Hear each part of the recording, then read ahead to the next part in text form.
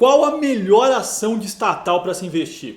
Hoje eu vou falar sobre as ações da Petro, tá? Mas antes de começar esse vídeo, dá um like. Se você ainda não é inscrito, inscreva-se no canal e ative as notificações. E vamos lá, né? As empresas estatais listadas na bolsa sempre tiveram destaque, né? Principalmente nos últimos anos, em função de tudo que aconteceu no nosso mundo macro e político. E nas últimas semanas, né, ganharam ainda mais destaque depois que o ministro Paulo Guedes falou que quer privatizar pelo menos 4 empresas nos próximos 90 dias.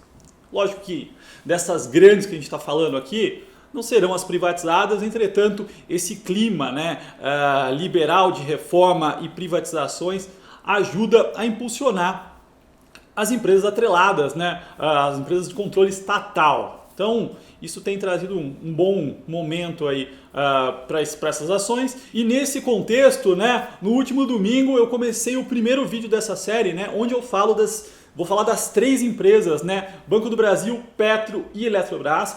Vou fazer uma análise de cada uma delas e depois vou mostrar, né, na minha visão, qual é a melhor, tá? E hoje a gente vai falar sobre Petro, tá, pessoal? E lembrando que todos os dados que eu estou mostrando aqui, eu vou deixar disponível dentro do meu canal do Telegram, então quem quiser, o link está aqui embaixo, tá? E vamos lá, Petrobras, sem dúvida uma das maiores empresas brasileiras, né? Ela faz extração, produção, refino, transporte e comercialização de petróleo e derivados e gás natural e seus derivados, tá? Então esse é o core da Petro. O foco dela, né, onde ela gera valor e tem um diferencial competitivo, é na extração e na produção. Então quando a gente começa a olhar para números, né, a gente vê que o custo de extração do petróleo com afretamento no pré-sal é abaixo dos $5, quando a gente compara isso com o mundo, né? O mundo tem um custo de extração aí acima de $30 o barril, então existe um diferencial competitivo na Petro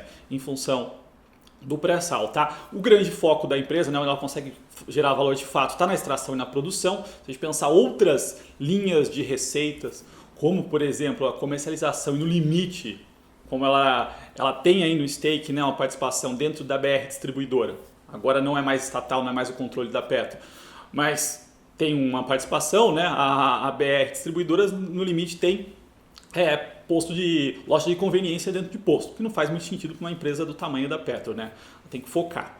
Mas vamos lá, vamos entender como é que ela ganha dinheiro, o modelo de negócio delas, tá? Da onde vem a receita, e aqui nesse gráfico, né, é a quebra por área de negócio. Então 30% da receita dela vem da cadeia do diesel, 13% vem da gasolina, aí de gás liquefeito, do petróleo, a gente está falando de mais 5%, querosene de aviação mais 5%, outros derivados, né, de petróleo 8%, gás natural 12% e 24% de exportação de petróleos e derivados, tá? Então a Petro sim é uma exportadora de petróleo.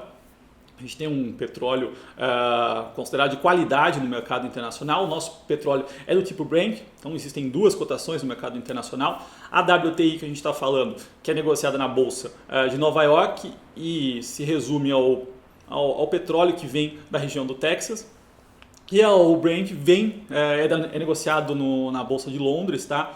E aí estamos falando do petróleo que é extraído geralmente de águas submersas, que é o mais comum no mercado, que é o que a gente utiliza aqui, tá? Então o Brent é a nossa referência. Quando a gente olha para exportação, né?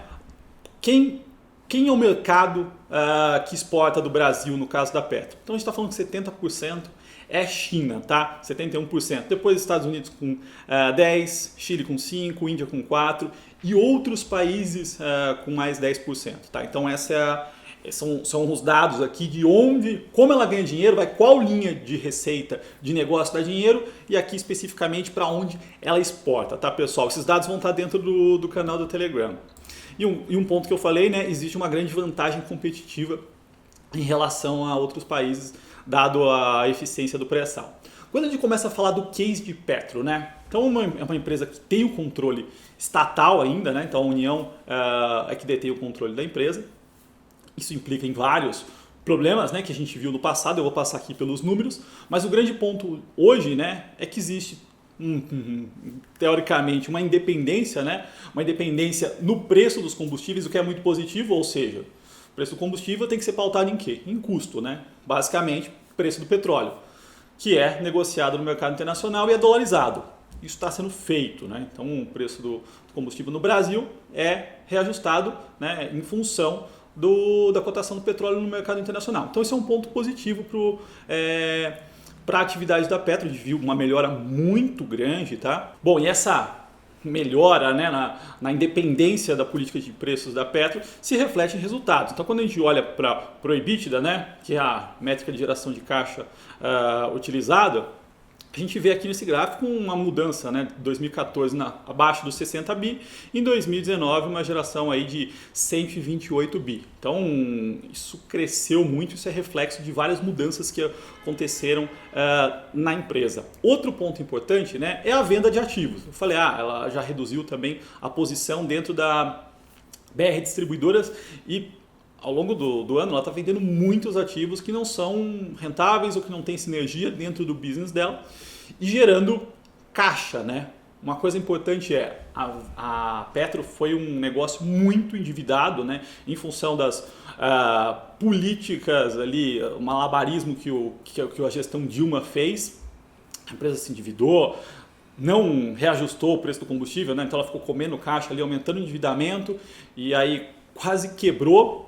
E é que o endividamento gigantesco nos últimos anos ela vem reduzindo e a gente vê isso de forma expressiva, né? Então o endividamento da Petro aí em 2010 estava na casa dos 100 bi de dólares, no último trimestre, agora no reportado de 2020, primeiro de 2020, esse patamar ficou nos 73 bilhões, então existe nos últimos anos, né, uma geração de caixa e uma redução do endividamento. E quando a gente olha para a relação dívida líquida e EBITDA, isso caiu fortemente, né? Então caiu de 4,4 para 2,2 duas vezes. Então assim, isso está acontecendo, né, no case da Petro, é isso que é importante olhar. É uma empresa que tem independência nos preços, está focando em onde ela consegue ganhar dinheiro de fato, reduzindo o endividamento, e isso fica bem claro aqui nos números. Outro ponto importante, né, quando a gente viveu esses últimos meses, a gente viveu uma grande crise no petróleo também. A gente viu o petróleo sair do nível dos 60 dólares, o tipo Brent ir para o patamar dos 20 dólares, né? O WTI chegou a ser negociado em cotações negativas, né? Foi uma aberração ali, dado o vencimento do contrato de petróleo futuro, WTI. Entretanto, a gente viu uma forte queda, o mercado aqui acompanha, né? Então isso teve impacto, mas é um impacto momentâneo. E como eu disse, a Petro reajusta o preço em função do petróleo, né? O petróleo é dolarizado, então o dólar teve uma alta também, o que ajuda a contrabalançar, então ajuda a aumentar a receita da Petro. Mas quando a gente olha o gráfico, né, teve uma boa retomada, né? Então chegou a bater 20, hoje já está na casa dos 43 dólares, tá? Então quando a gente olhar até para o resultado do primeiro TRI, as projeções que a Petro fez para o mercado de petróleo eram bem piores que isso. Então isso aqui é muito importante para a gente olhar, porque o mercado está retomando sim. Eu já disse aqui no canal algumas vezes, né? Não fazia o menor sentido o petróleo ser negociado na casa dos 20 dólares.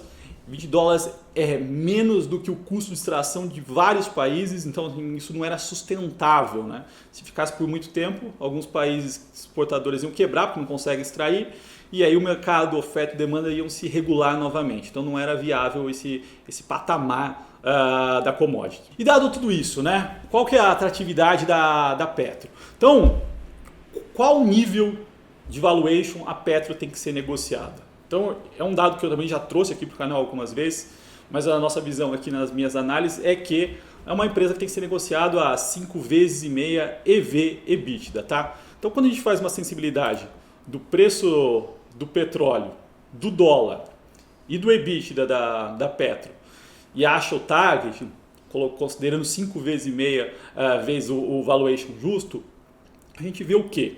Se a gente considerar 40 dólares o preço do petróleo, do barril do petróleo, e 3,35 o dólar, a Petro deveria ter o valor justo em 37,97, tá?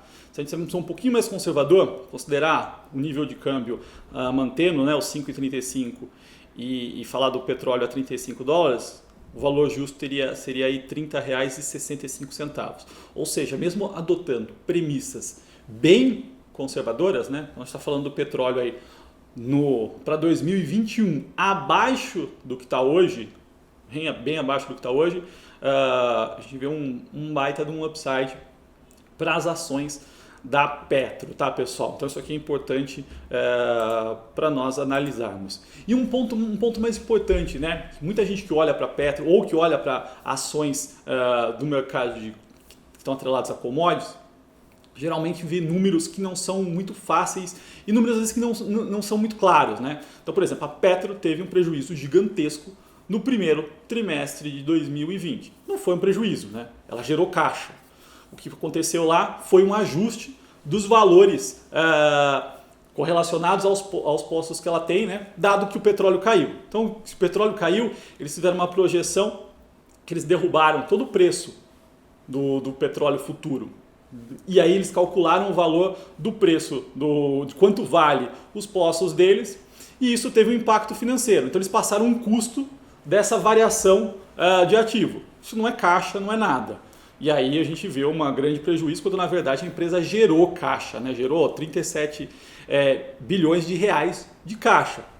Nesse trimestre, provavelmente, isso vai ser reajustado, né? Esse nível o impairment que foi feito ali, considerava o petróleo a $50 no futuro, que assim, eles jogaram muito para baixo, dado tudo que estava acontecendo.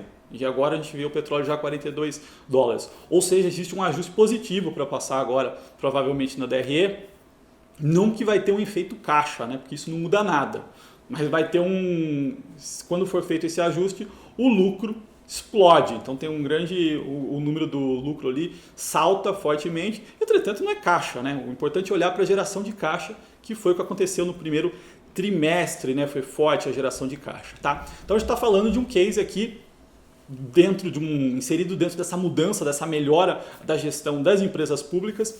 Pode acontecer, pode continuar, né, a venda de ativos que não é core e possivelmente, né, não é algo a se descartar, também não é o mais provável, uma privatização completa. Mas é uma empresa que negocia a múltiplos baixos, que se a gente considerar 5,5 vezes EV/EBITDA e o nível de câmbio e petróleo, ela está muito descontada, está reduzindo o endividamento e está focando. Então é um case que eu gosto bastante, tá?